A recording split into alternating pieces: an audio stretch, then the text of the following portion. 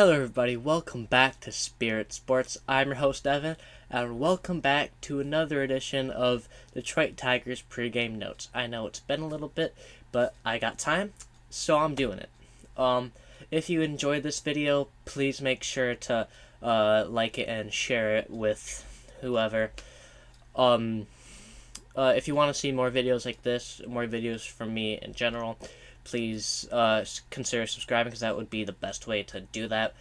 And please do leave a comment, because that's the only way I do know that you guys are really interested in what I'm saying and not just liking the video for whatever reason. But with that being said, let's just get into today's video. Torque, Carp, Green, and the 12-8 Detroit Tigers are taking on Bobby Witt Jr., Michael Garcia, Seth Lugo, and the 8-13 Kansas City Royals. Since this is the third game of their series, here is a rough summary and kind of takeaways for the first two games of the series. So the Tigers took a 3-0 lead in the third inning of Game 1 and never looked back, defeating the Royals 6-1. And in Game 2, the Tigers took a 2-1 lead in the fourth and never gave it up, defeating the Royals 7-3. So the Tigers pitching has just been doing what it does best in the first two games all season, but for the purpose of this video, the first two games. And Zach McKinstry has made a great play in both of the first two games, and I hope that continues today and tomorrow. And then Bobby Witt Jr. is just doing Bobby Witt Jr. things, as he always does. And then Royals pitching is struggling to silence the Tigers' offense. And with that, what are the keys to success for today's game?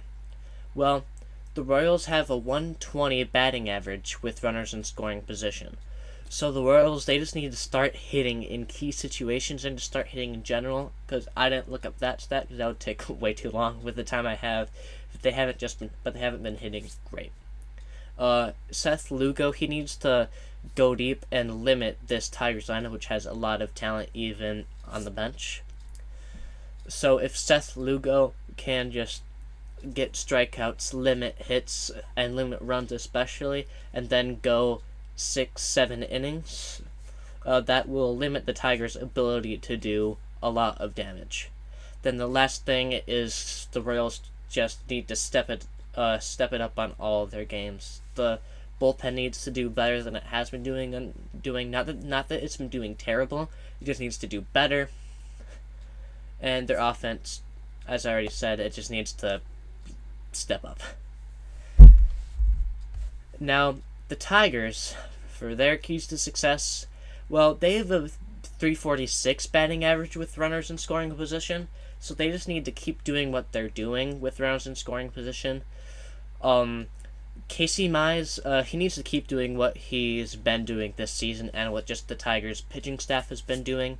Then the last thing I have is the Tigers need to keep the gas pedal down and not let the Royals get any breathing room like they did yesterday in the ninth. Now, either the Tigers continue their dominance and move to 13-8, or the Royals get their first win since April 13th and move to 9-13. Well, that is it for today's post-game notes video. This was Spirit Sports. I'm your host, Evan. If you enjoyed this video, please do consider just liking and sharing it with someone. If you want to see more like this, or more like this style of video, or just more videos from me, please, the best way to do that is subscribing, so consider doing that. And as I said at the beginning of this video, please do leave a comment so I know that you're actually interested in what I'm talking about. Again, thank you guys so much for watching. I will see you guys in the next one. Stay blessed.